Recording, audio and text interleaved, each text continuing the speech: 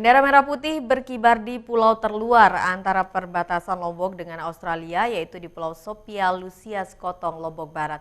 Pengibaran bendera merah putih ini sebagai perangkaian peringatan detik-detik kemerdekaan ke-77 Indonesia. Sang merah putih berkibar di pulau terluar Lombok Barat, di Pulau Sopia Lausia atau Pulau Sepatang yang ada di Dusun Panggang, Desa Buwun Mas Kotong yang berbatasan langsung dengan Australia. Pengibaran bendera merah putih sebagai rangkaian peringatan HUT RI ke-77 yang diikuti juga oleh warga setempat, guru, TNI Polri, serta siswa sekolah dasar. Pengibaran bendera merah putih ini untuk menumbuhkan semangat nasionalisme Negara Kesatuan Republik Indonesia terhadap masyarakat dan penduduk yang ada di Dusun Panggang, sekaligus menyambut dan memeriahkan HUT kemerdekaan RI ke-77. Para personil Polres Lombok Barat serta masyarakat dan anak-anak sekolah saling berbaur dan bersatu membentangkan sang merah putih di atas pulau kecil tersebut. Jajaran Polri dan seluruh elemen warga komitmen kuat dalam menjaga Pulau Sopia Lausia atau Sepatang yang merupakan pulau terluar di NTB.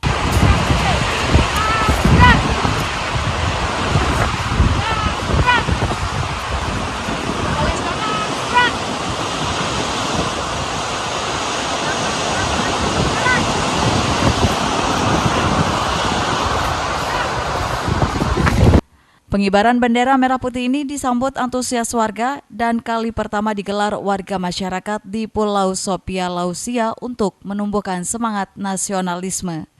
Dari Lombok Barat, Muzakir, iNews melaporkan. Pemirsa, Pulau Lombok memiliki beragam kuliner, salah satunya sate kuncung. Kuliner ini terbuat dari pisang dan dihidangkan hanya dalam acara hajatan pernikahan. Anda penasaran? Berikut liputannya untuk Anda. Kali ini kita akan mencoba kuliner khas dari Desa Bonjeruk, Kecamatan Jonggat, Lombok Tengah, namanya sate kuncung. Mendengar kata sate pasti akan mengarah kepada makanan berbahan dasar daging sapi atau ayam.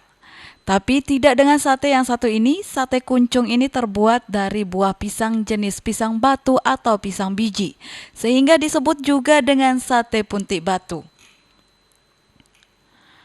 Pembuatan sate kuncung sangat sederhana, berbahan dasar pisang mentah yang dimasak kemudian diiris tipis-tipis, kemudian dicampur dengan rempah-rempah serta campuran santan, sehingga membuat rasa pisang mentah terasa tidak pahit.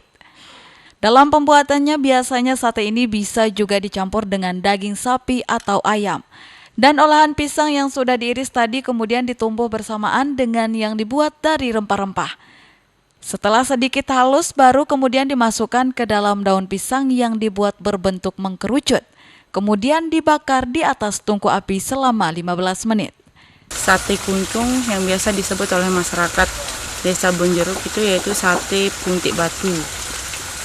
Dulunya sate puntik batu itu disajikan di kalangan orang bangsawan terutama di Desa Bonjeruk.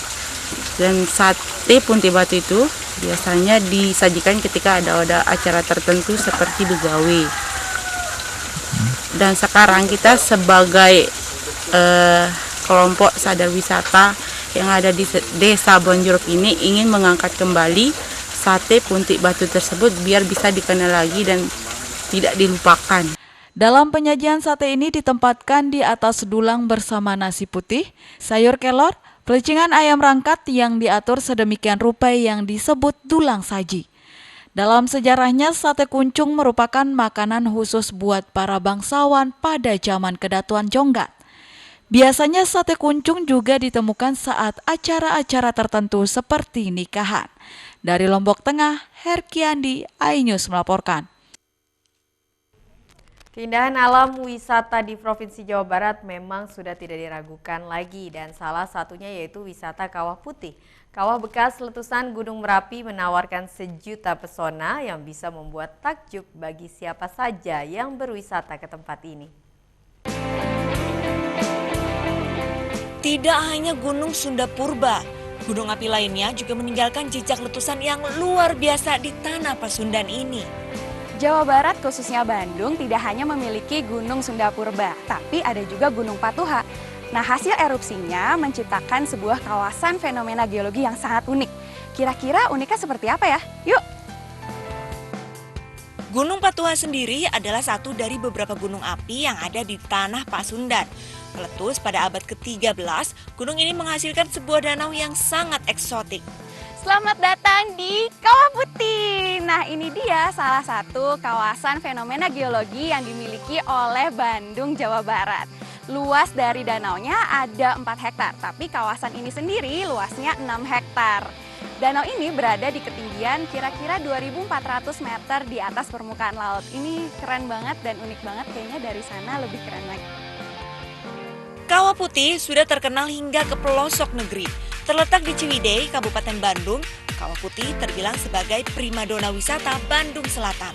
Awalnya tempat ini ditemukan oleh salah satu ilmuwan dari Belanda sekitar tahun 1900-an. Nah, sesuai dengan namanya, Kawah Putih. Kawah ini berwarna putih, tanah dan pasirnya juga berwarna putih. Tapi kondisi warnanya sekarang lagi putih ke hijau-hijauan. Nah, itu tergantung dari kadar belerang, suhu dan cuacanya. Nah, karena mengandung belerang, jadi dia agak bau menyengat. Jadi kalau ada pengunjung yang datang ke sini dianjurkan memakai masker dan maksimal hanya 15 menit aja.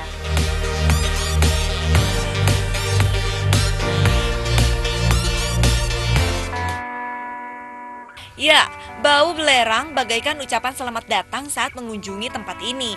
Kawah Putih merupakan sebuah kawah yang tergolong ke dalam kawah Solfatara dan Fumarola.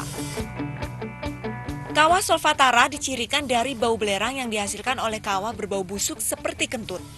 Sedangkan kawah Fumarola dicirikan dengan adanya mata air yang panas pada kawah ini. Setelah 15 menit berada di dalam area kawah, saya menikmati Kawah Putih dari ketinggian. Ya, sebuah gardu pandang. Spot ini adalah tempat bagi para pengunjung yang ingin melihat keindahan Kawah Putih dari ketinggian tanpa harus mencium bau yang terlalu menyengat dari kawah. Wah, dari ketinggian ternyata pemandangannya lebih keren lagi. Makin siang, makin banyak pengunjung yang datang ke sini untuk foto-foto dan sekedar melihat pemandangan.